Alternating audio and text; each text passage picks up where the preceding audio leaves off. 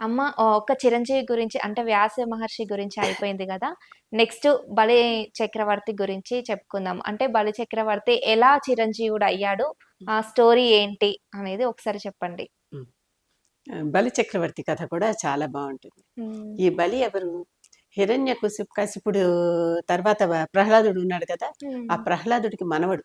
Okay. ఆ వంశంలో వాడే. హ్మ్. కనుక రాక్షసులు. హ్మ్. అవును. వాళ్ళందరూ రాక్షసులు.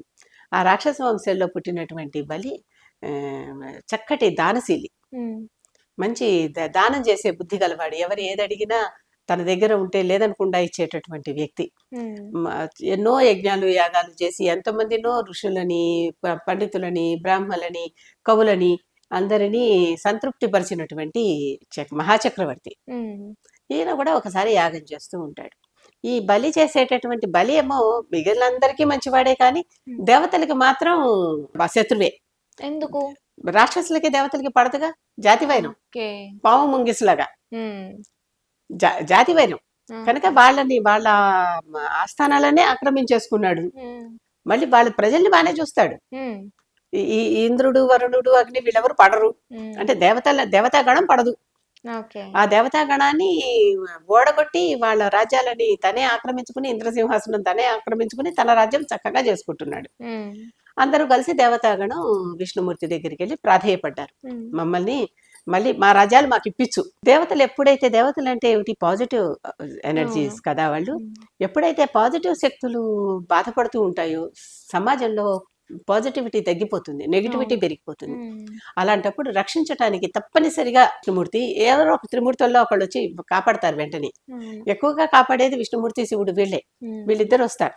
వచ్చి విష్ణుమూర్తి ఏమన్నా చేస్తాడు? తప్పకుండా చేస్తాను. ఇతనిని ఓడించి మీ రాజ్యాలు మీకు ఇప్పిస్తాను హ్మ్. అంటాడు.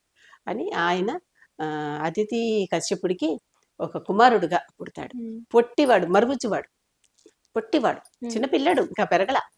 ఆ పిల్లవాడికి వామనుడు అని పేరు. వామన అంటే పొట్టి అని అర్థం. హ్మ్. వామనుడు అని పేరు పెట్టుకున్నారు. ఈ వామనుడు చక్కగా 8 ఏళ్ళు రాంగానే వామనుడికి ఉపనయనం చేశారు. హ్మ్. ఇప్పుడు బ్రహ్మచారి. హ్మ్. వటువు. ఒడుగైపోయాక వాళ్ళని బ్రహ్మచారి అంటారు. ఓకే. బ్రాహ్మడవుతాడనమాట అప్పుడు. హ్మ్. ఒడుగు ఎలాగంటే ఉపనయనం అయినాక గాయత్రి మంత్రోపదేశం అవుతుంది గనక పునర్జన్మ కింద లెక్క. హ్మ్. అప్పటిదాకా ఒక జన్మ. ఈ గాయత్రి మంత్రం ఉపదేశం చేసుకున్నాక కలిగే జ్ఞానం వల్ల మరొక జన్మ. హ్మ్. కనుక వీళ్ళని ద్విజులు అంటారు. ఓకే. అంటే ఎవరెవరికైతే ఉపనయనాలు అవుతున్నాయో వాళ్ళని ద్విజులు అంటారు. హ్మ్. అంటే బ్రాహ్మణ, క్షత్రియ, వైశ్యులకి ఉపనయనం అనే సంస్కారం ఒకటుంది. హ్మ్. వీళ్ళందరూ ద్విజులవుతారు. అంతేకాదు ఈ పాము గుడ్లు పెడుతుంది, బల్లి గుడ్లు పెడుతుంది. ఇలాంటివి ఉంటాయి కదా! హ్మ్. తొండలు గుడ్లు పెడతాయి. అవును. ఇలా గుడ్లు పెట్టేటటువంటివన్నీ కూడా ఉన్నాయి చూడు. అవి కూడా గుడ్డుగా ఒకసారి పుడతాయి. హ్మ్. కోళ్ళు ఇవన్నీ కూడా గుడ్లు పెడుతున్నాయి కదా! అవును.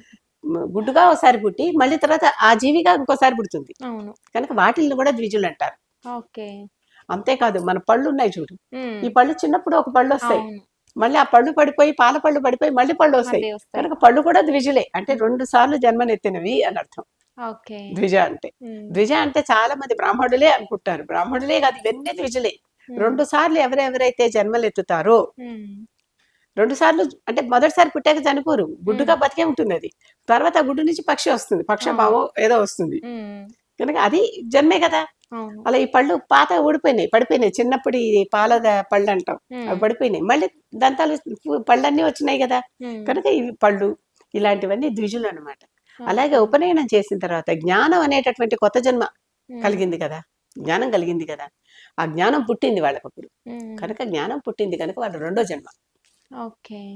అలా ఇప్పుడు ద్విజుడయ్యాడు వామనుడు. హ్మ్. ఈ ద్విజుడైన వామనుడు బలి చక్రవర్తి దగ్గరికి వచ్చాడు. చక్కగా వటువు అంటే ఎలా ఉండాలంటే ఓ చేతికర్ర, ఓ హ్మ్. గొడుగు, ఓ కమండలం చేతిలో హ్మ్.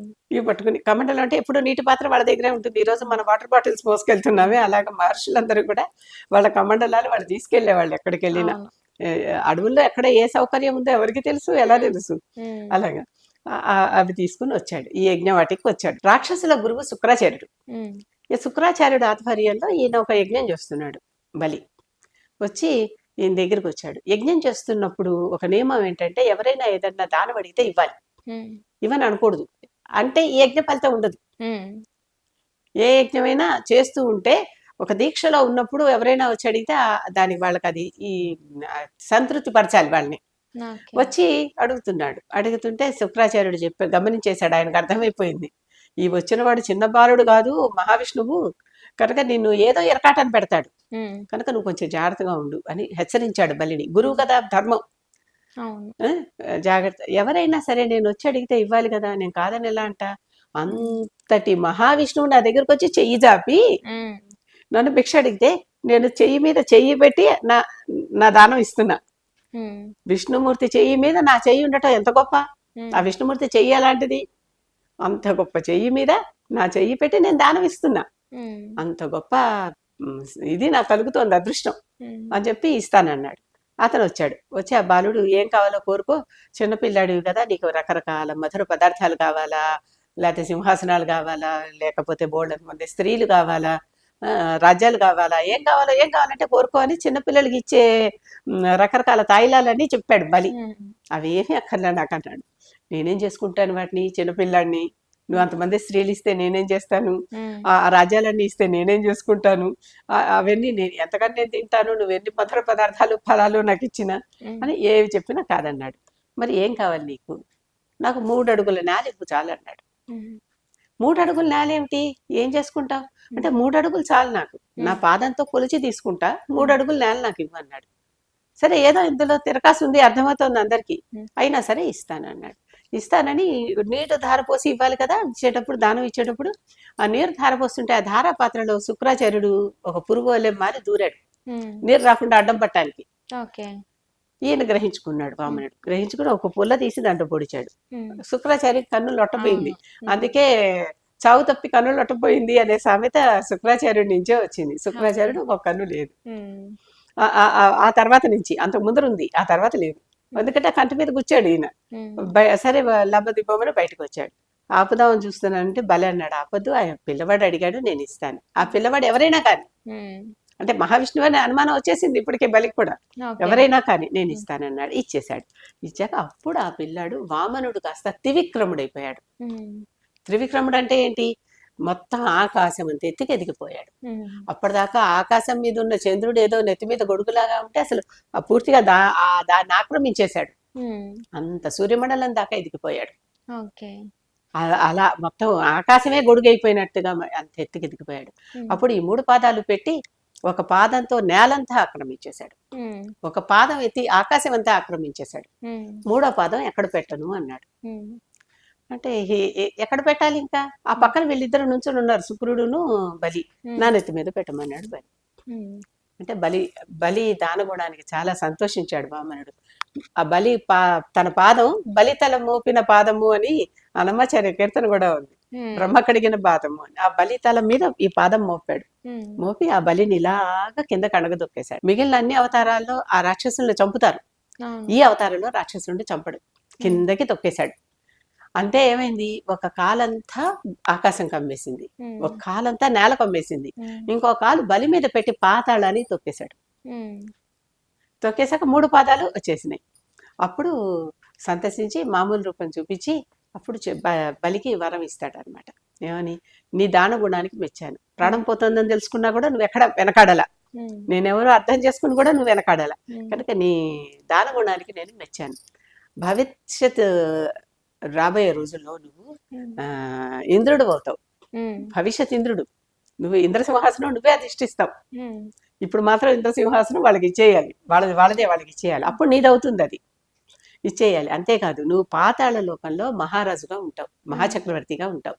ఉండి ఇక్కడ నీ ద్వారపాలకుడిగా నేనే ఉంటా. హ్మ్. ఎంత గొప్ప వరాలో చూడు అవును. ఇచ్చింది. నీ ద్వారపాలకుడిగా నేనే ఉంటా. హ్మ్. నువ్వు చిరంజీవి. ఈనాటి నుంచి అంటే చంపలేదుగా హ్మ్. వదిలేశాడు. అవును. మహావిష్ణువు చేతికి చిక్కిన వాడిని వదిలేశాడు. హ్మ్. నువ్వు చిరంజీవిగా ఉంటావు. చిరకాలం జీవిస్తావు. భవిష్యత్ రోజుల్లో ఇంద్రుడివవుతావు. హ్మ్. దేవేంద్రుడివవుతావు. అలాంటి వాడివి నువ్వు. నీకు ఈ వరం ఇస్తున్నా అని వరం ఇచ్చాడు. ఆ హ్మ్. విధంగా బలి చిరకాలం జీవించగలిగే చిరంజీవి అయ్యాడు. ఈ బలిపాడ్యమి నాడు పౌర్ణమ్మని చేసుకుంటారు చూడు. హ్మ్. ఆ సమయంలో మాత్రము బలి భూమి మీదకొస్తాడు. వచ్చి తన ప్రజలనందరినీ చూసుకుంటాడు. ఓకే. ఈ వామనుడు ఆవిర్భవించినటువంటి ప్రాంతం హ్మ్. కేరళలో త్రిక్కాకర అనే ప్రాంతంలో ఉంది. అక్కడ హ్మ్. జరిగింది ఇదంతా అని చెప్తారు. అక్కడ ఓకే. క్షేత్ర హ్మ్. చరిత్ర. అలాగే కంచి తెలుసు కదా! హ్మ్. తమిళనాడులో కంచి. ఆ కంచిలో ఒక చోట ప్రత్యేకంగా ఈ త్రివిక్రముడికి ఒక ఆలయం ఉంది. హ్మ్. ఆయనది ఒక బ్రహ్మాండమైన ఆలయం. అక్కడ పూర్తిగా ఆకాశం మీద ఒక కాలు, బలి చక్రవర్తి తల మీద ఒక కాలు, నేలంతా మోపిన ఒక కాలు విగ్రహంతో విరాట్ విగ్రహం అన్నమాట. హ్మ్. చిన్నది కాదు, అది పెద్ద విగ్రహం. ఓకే. పెద్ద గుహలో గోడంతా విగ్రహమే, హ్మ్. పెద్ద గుహ. అసలు మామూలుగా మనం ఆ గడప దాకా వెళ్ళి తలెత్తి చూస్తే గానీ మనకు అనిపించదు, హ్మ్. అంత విగ్రహం. ఆ విధంగా అక్కడ ఒక త్రివిక్రమ ఆలయం కనిపిస్తుంది. కేరళలో వామనాలయాలు చాలా ఉన్నాయి.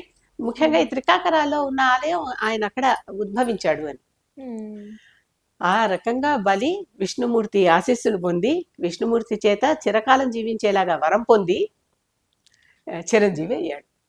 ఓకే. అయ్యి రాబోయే రోజుల్లో బ్రహ్మ అయ్యేటటువంటి వరం దేవేంద్రుడు అయ్యేటటువంటి వరం పొందాడు. అంతేగాక రాబోయే అసలు ఉన్ననాళ్ళు పాతాళ లోకానికి రాజయ్యేలాగా వరం పొందాడు. హ్మ్. ప్రస్తుతం భూమికి కింద భాగంలో మనకి అమెరికా ఉండి అక్కడ కాలిఫోర్నియా లాంటి ప్రాంతం ఉంది. అక్కడే ఈనాటికి బలి ఉన్నాడు అని నమ్ముతారు. అవునా? కిందకి దింపేశారుగా పైనుంచి. హ్మ్. సరిగ్గా ఓకే. కేరళ ప్రాంతానికి అట్టడుగున కిందే ఉంటుందో అని.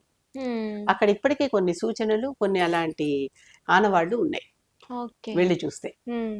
అది బలి చరిత్ర. ఓకే. హ్మ్.